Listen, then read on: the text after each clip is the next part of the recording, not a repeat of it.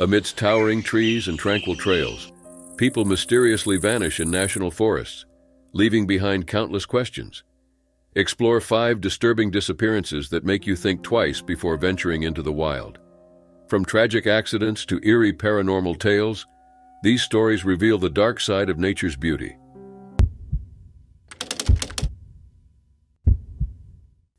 It was almost evening on August 12, 2020, when Cayman Welch and his uncle decided to stop quickly on their way home. Cayman wanted to see the sunset, or so he told his uncle, and he knew the perfect spot to do it: Weaver's Needle Vista Viewpoint, inside Tonto National Forest, Arizona's largest national forest. At 25 years old, Cayman was an enigma. His appearance, for example, heavily contrasted his personality. Cayman, whom friends and family called Kay, was 6 feet tall and weighed 200 pounds. His brown hair was shaved closely to his head, and he wore prescription eyeglasses with black frames. But his tattoos made him even more striking. The man had full tattoo sleeves on both arms. As such, Cayman seemed to be an imposing man. In reality, though, he was more of a giant teddy bear, at least to his close ones. Inside, Cayman was struggling with what he called crippling anxiety, and he was struggling with depression. His depression and his battle to get a better sense of himself were what had brought Cayman back home and eventually on that fateful trip to Tonto National Forest. When the pandemic hit, Cayman decided to put his life as a tattoo artist on hold and return home to reconnect with himself and his passion.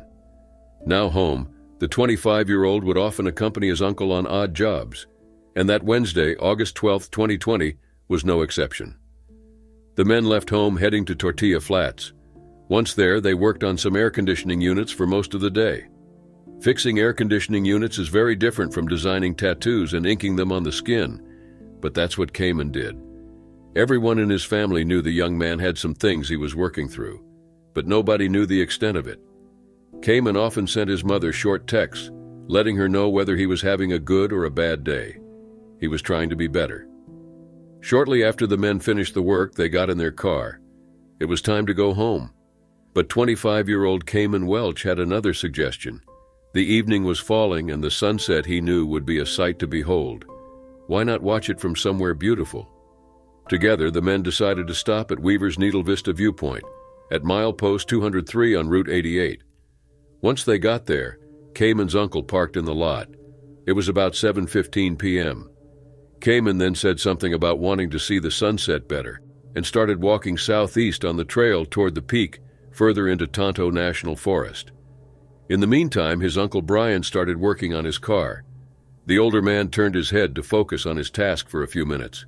When he turned around, Cayman was already gone. The sunset came and went. It was time for darkness to engulf Tonto National Forest, its desert and its mountains. But Cayman never made it back to his uncle's truck. There was no sign of him. After a short while, Brian called Cayman's mother, Rhiannon, telling her about her son's absence. Cayman's mother, Rhiannon, wasn't worried from the start. It was like her son going out and running. But as time passed, Cayman's family became concerned.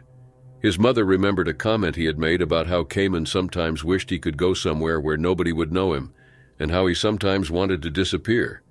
Then again, what if he simply got lost in the desert? To make matters worse, his family knew the man had left his phone and wallet in the truck, and that he had left without a water bottle. Even more, Cayman was wearing only a Ghostbusters t-shirt, a pair of black jeans and black leather army-style boots at the moment of his disappearance. Casual clothes unsuitable for the changing extreme temperatures of the desert. An extensive search ensued. Search teams braved the triple-digit temperatures and scoured the area for 8 days, using track dogs, drones, helicopters with infrared cameras, and horseback riders. It was pointless. A week after Cayman's disappearance, a massive fire broke out around the Superstition Mountains area, not too far from the trail and area where Cayman was last seen. If there ever were a trace of the man there, the fire would have destroyed any evidence. To make matters even more complicated, volunteers and friends theorized that Cayman had mistaken Battleship Mountain for Weaver's Needle, proceeding on the wrong route and going deeper into the desert, far away from the search area. As of 2024, Cayman Welch is still missing. His family prays for answers that could bring them peace. On March 11, 2023, Teresa Hartley, a 66-year-old woman from St. Augustine, Florida, left her home accompanied by one of her male friends. The two of them had plans. They wanted to go to the Ocala National Forest to gather firewood for a cookout or bonfire. Teresa's husband had died years before in 2016, and ever since then the woman has tried to maintain a sense of normalcy. Her husband John was the love of Teresa's life, and life without him had many difficulties for the sweet, kind-hearted woman. Teresa frequently needed help to make ends meet. Luckily, she had several close friends and family members willing to help with money, car trouble, and food. After John died, Teresa had a friend named Steve move in to make paying rent a less harrowing experience. Seeing Teresa visit or leave her home for short periods wasn't unusual, so nobody even felt it when her friend came to pick her up that day. Teresa said goodbye to her roommate Steve and got into her friend's white Dodge truck with a 20-foot trailer behind it. They drove to Lake Delancey in the Ocala National Forest for a while. The forest covers 607 square miles of land, swamps, springs, lakes, and ponds. It's located in north-central Florida, only an hour from Teresa's home city, St. Augustine. Once they reached their destination, Teresa and her friend collected firewood for their outing. They placed it into the truck and were ready to leave when they realized the car was stuck in the mud, which probably had something to do with the fact that Teresa's friend had chosen to drive his truck and trailer on an ATV road. Since they couldn't get the truck to move, the two friends started walking, leaving the wooded area. They needed to find a place with a cell phone signal and call for help.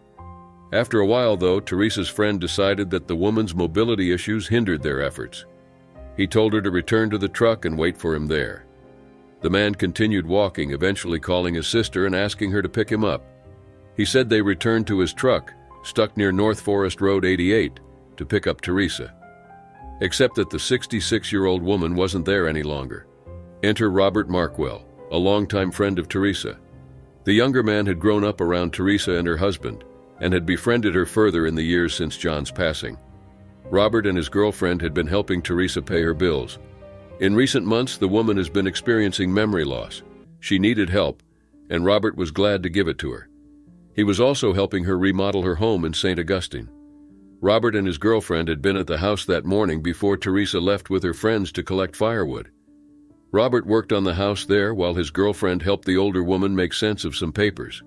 Even more, Teresa was supposed to cook a birthday cake for Robert's girlfriend's surprise party, which was scheduled for Sunday, March 12th. On Sunday, though, when Robert checked on Teresa, he was surprised that she failed to return home the other day. He tried calling her, but then realized her phone was inside her house. He tried to call Teresa's friend, but the man hung up on Robert. Steve, Teresa's roommate, knew nothing of her whereabouts. Robert knew spending a night away from home was nothing like Teresa.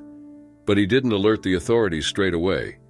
Instead, the man reported her missing on March 15, 2023. That's when Kara, Teresa's niece, found out about her aunt's disappearance. The Marion County Sheriff's Office and several search teams scoured the Ocala National Forest, but they only found 2 blue metal chairs that belonged to her and several cigarette butts. But here's where the story becomes complicated.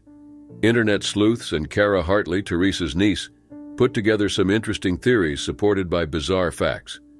According to Teresa's friends and family, shortly after her disappearance, Robert Markwell and his girlfriend changed the locks on Teresa's home, and they started remodeling it, saying it was what Teresa requested before her disappearance. Robert also paid her property taxes. According to Teresa's close ones, Robert refused to allow volunteer cadaver dogs to walk through the home or property. They even claim Robert was the one to introduce Teresa to the male friend who accompanied her to the Ocala National Forest, a man with a history of violence. Moreover, both Robert Markwell and Teresa's unnamed friend told the police the woman disappeared on the 10th of March, but friends and family claim it happened on the 11th. Teresa's disappearance is still a mystery, but what do you think happened?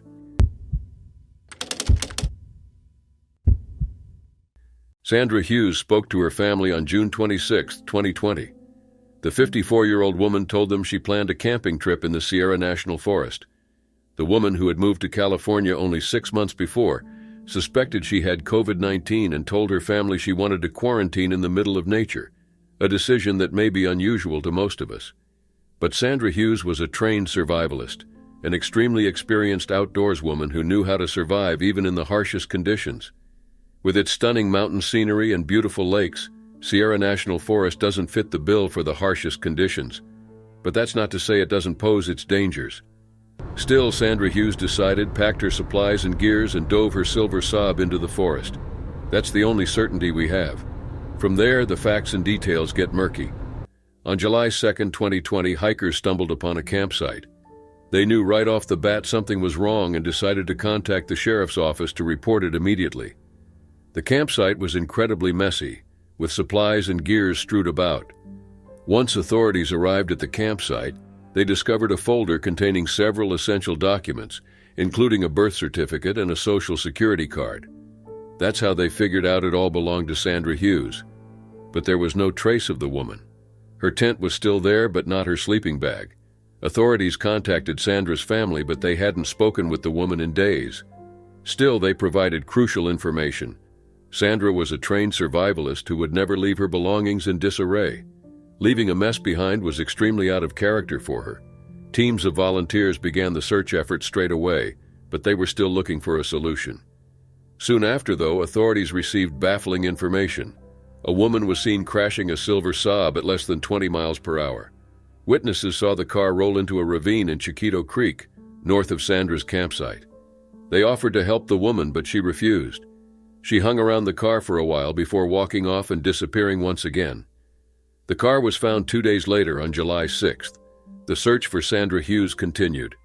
Almost a week later, on July 12th, the police found another piece of the puzzle. They found her sleeping bag 2.5 miles north of where her car was left. Teams of deputies and volunteers searched the area. A California National Guard Black Hawk helicopter was also deployed in an aerial search, while teams of dogs searched the ground. But there was the only sign of Sandra on August 9th, when 2 hunters allegedly spotted her.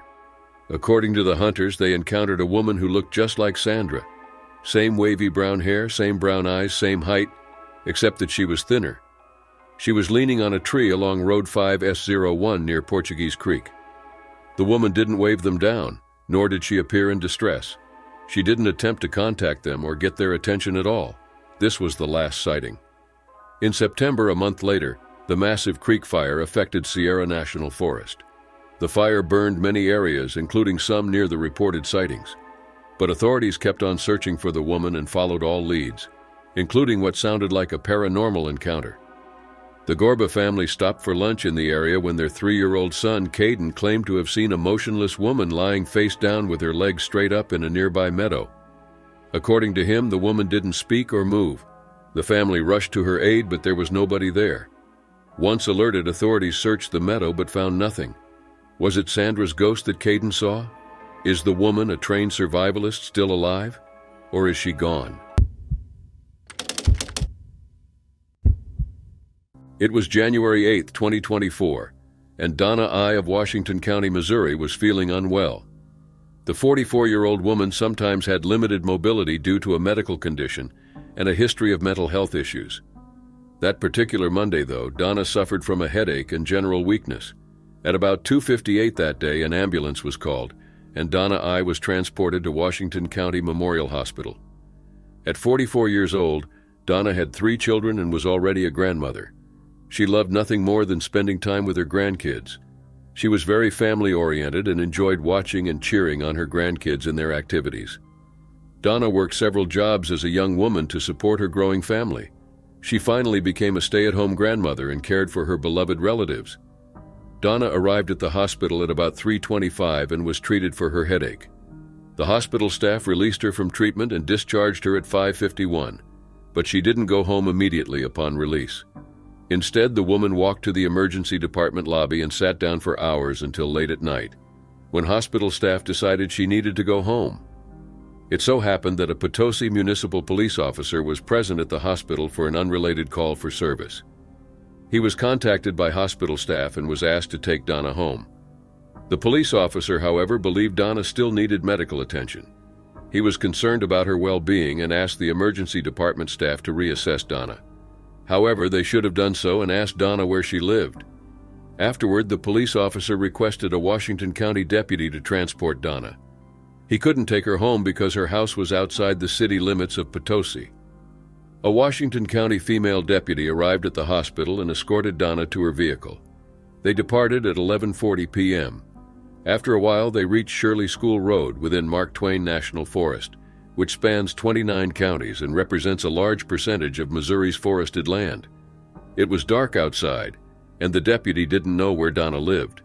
That's probably why the deputy let her go when Donna asked to be dropped off at Forest Service Road 2375, at the intersection of Shirley School Road.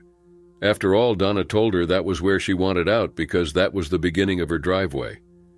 Donna exited the car, and the deputy returned to service a little after midnight. In reality, though, Donna was erroneously left in the middle of the forest about a mile from her house. Donna never made it home that night.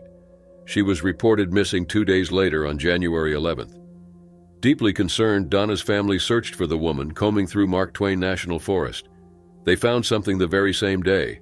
A duffel bag, the one Donna had taken with her to the hospital, was found on a snowy hill not far from her house. It contained makeup items and clothes. Still, there was no trace of the woman.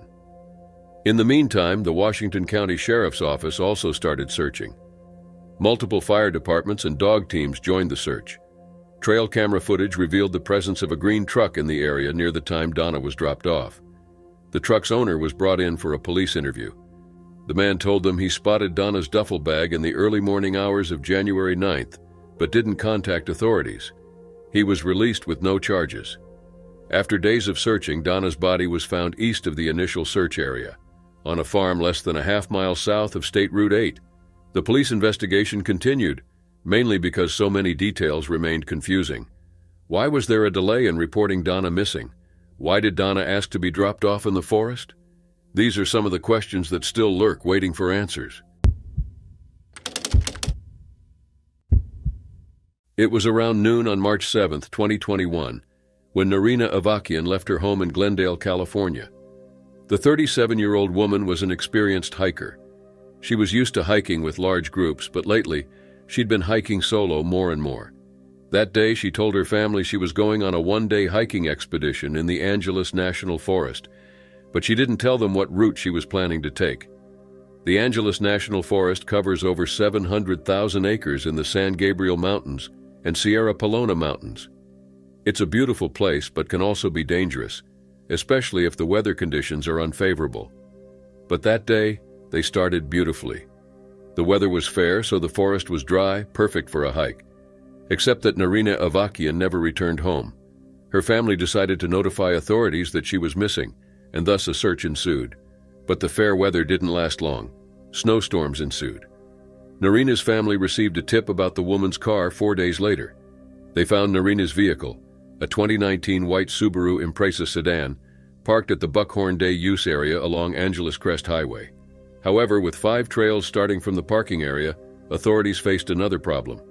They decided to search all 5 trails, knowing that some sit at elevations of up to 8,000 feet. By the end of that week, 25 teams were looking for Narina, with people coming from 17 different counties to help. A helicopter team was also deployed. The team searched until 2 a.m. that Friday, but had to stop due to heavy snowfall. Saturday saw a break in the unfavorable weather, and the teams could resume their search. It was then, on March 13th, that a 3-person team located Narina's body around noon. She was at an elevation of 8,000 feet, near the Mount Waterman Trail. The trail is more than 2.75 miles long and provides a secluded hiking experience. Narina's body was airlifted. Her death was ruled an accident, and the Los Angeles County Medical Examiner coroner ruled that Narina's death was caused by hypothermia and environmental exposure, but the time of death is unknown. Why did an experienced hiker like Narina hike alone in such conditions? What caused her to lose her way or succumb to the elements despite her skills? Was there something or someone else that contributed to her tragic fate? These questions linger, casting a shadow over the serene beauty of the Angeles National Forest.